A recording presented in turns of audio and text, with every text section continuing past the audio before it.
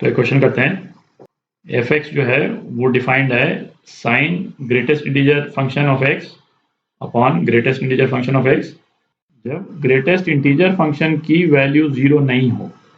X की value 0 नहीं हो ये नहीं दिया हुआ है, ग्रेटेस्ट इंटीजर फंक्शन की वैल्यू 0 नहीं होनी चाहिए। और 0 कब है? जब ग्रेटेस्ट इंटीजर फंक्शन की वैल्यू 0 हो। ठीक है, तो हमको क्या निकालना है? Limit x tending to 0 f x. तो राइट हैंड लिमिट और लेफ्ट हैंड लिमिट दोनों अलग अलग निकालते हैं अपन।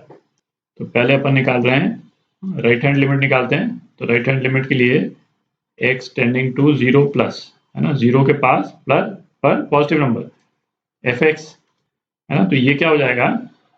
एक्स जब 0 प्लस है तो ग्रेटेस्ट इंटीजर फंक्शन की वैल्यू क्या होगी वो निकालते हैं, है ना। ग्राफ बना लेते हैं जरा ग्रेटेस्ट इंटीजर फंक्शन का। तो ये ग्राफ बनाते हैं एक्स और यहाँ पे ग्रेटेस्ट इंटीजर फंक्शन। तो ये क्या होता था? 0 से 1 तक।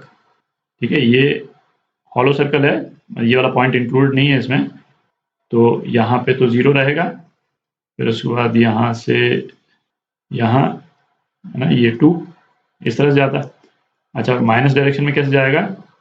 ये हॉलो सर्कल और ये सॉलिड पॉइंट है कहाँ पे? -1।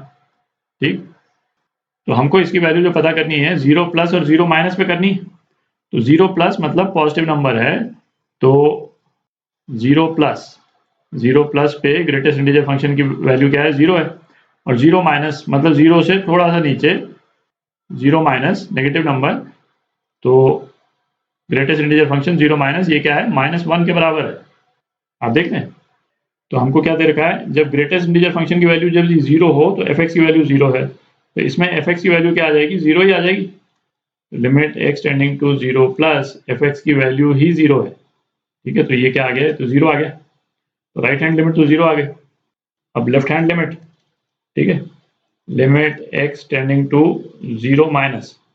तो अब क्या? ग्रेटेस्ट इंटीजर फंक्शन की वैल्यू जो है वो 0 नहीं है, है ना, 0 माइनस पे। तो अपना एक्सप्रेशन जो है वो क्या आ जाएगा? साइन ये 0 माइनस अपॉन 0 माइनस, है ना, एक्स की जगह 0 माइनस लिख दिया।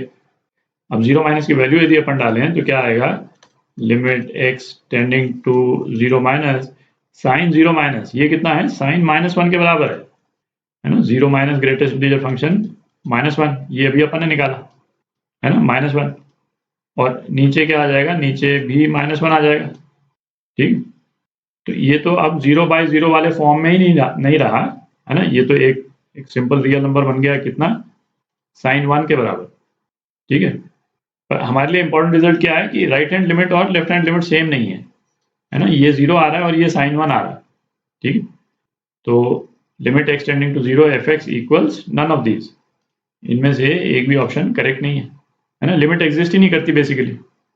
ये क्वेश्चन करते हैं, दो फंक्शंस हैं अपने पास में, एफ एक्स है एक और एक क्या है? एक जी एक्स है। पॉइंट ए पे एफ, है ना, एफ एक्स की वैल्यू पॉइंट ए पे, और पॉइंट ए पे ही उसके स्लोप की वैल्यू, है ना। ये एफ डैश ए जो है वो क्या है? एफ एक्स का स्लोप है पॉइंट ए पे। ठीक है ना। इस वाले क्वेश्चन में हम डिफरेंशियल किस तरह से डिफाइंड है, मतलब किसी भी ग्राफ की स्लोप हम कैसे डिफाइन करते हैं, जिसको अपन डिफरेंशियल बोलते हैं, है ना, उसको यूज करेंगे। तो यदि तो आपने डिफरेंशियल क्लास में कर लिया होगा तो आप इस एग्जांपल को देख लें, और नहीं तो फिर जब अपन डिफरेंशियल कर लेंगे उसके बाद में कर लें इसको। ठीक है, क्योंकि दोबारा से अपन एक्सप्लेन नहीं करेंगे यहाँ पे कि डिफरेंशियल जो है वो किस तरह से डिफाइंड है करके। फिर पॉइंट ए पे जी एक्स की वैल्यू दे रखी है और पॉइंट ए पे ही, है ना, जी एक्स का मतलब स्लोप भी दे रखा है, स्लोप की वैल्यू भी दे रखी है। तो इसकी वैल्यू हमको पता करनी है। तो डिफरेंशियल जो है किसी भी पॉइंट पे किस तरह से डिफाइंड होता है ना। यदि फंक्शन एफ एक्स है तो इसका डिफरेंशियल एट पॉइंट ए, है ना, ये बेसिकली क्या है? इसका स्लोप। मैं यहाँ लिख देता हूँ, स्लोप एट पॉइंट ए, किसका? एफ एक्स का। तो ये है आपका F a plus H minus F A upon H, और जहाँ पे एच जो है वो 0 को टेंड कर रहा। ठीक है, आपने डिफरेंशियल अभी तक यदि नहीं भी किया होगा तो आप इसको अप्रिशिएट कर ही सकते हैं। बेसिकली क्या लिखा हुआ है भाई? ये y2 minus y1 upon x2 minus x1 लिखा हुआ है। ठीक है, जो कि tan थीटा बेसिकली स्लोप है ना, वही दे रखा है। f की वैल्यू दो अलग अलग पॉइंट्स पे। तो एनीवे डिफरेंशियल जो है वो इस तरह से डिफाइंड रहता है। तो हमको जो लिमिट निकालनी है वो क्या निकालनी है, limit x tending to a gx f a minus g f x upon x minus a. ठीक, x जो है वो a को टेंड कर रहा है, तो x माइनस ए को यदि अपन h बोल देते हैं तो h जो है वो 0 को टेंड करेगा। ठीक है, तो इसी लिमिट को अपन किस तरह से लिख सकते हैं, limit h tending to 0 g x, है ना, जी एक्स क्या हो जाएगा, g a plus h into f a minus g a into f a plus h, ये हो जाएगा। ठीक है, एफ एक्स की जगह एक्स की जगह यहाँ से, है ना, ए प्लस एच अपन ने सब्स्टिट्यूट कर दिया, अपॉन एच हो गया। ठीक, जिसको मैं मिटा देता हूँ जरा। अच्छा, इस वाली इक्वेशन से अपने को क्या रिजल्ट मिल जाता है कि एफ ए प्लस एच ये किसके बराबर है, F dash a plus f ए, है ना, इंटू एच, ये है। ठीक है, तो ये वाला रिजल्ट जो है इस एक्सप्रेशन में यूज कर लेते हैं अपन।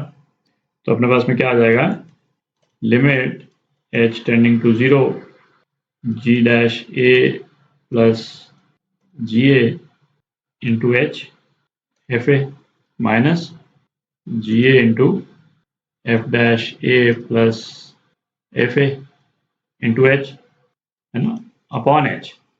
ठीक, तो ये h जो है वो कैंसिल आउट हो गया, और ये जितने टर्म्स हैं सबकी वैल्यूज अपने को दे रखी है यहाँ पे, है ना। तो ये कितना हो जाएगा, जी dash a plus g A, ji dash a plus g ए ये 1 के बराबर है, इंटू एफ ए ये 2 के बराबर है, तो ये तो आपका आ गया 2 आ गया। ठीक है, 2 माइनस जी ए कितना है, -1, और F dash a plus f ए, तो एफ ए 2 है, एफ डैश ए 1 है, तो ये कितना हो गया, ये 3 हो गया, है ना। तो ये क्या आ गया, 2 + 3, 2 + 3 5, तो ये आपका आंसर 5 सी पार्ट।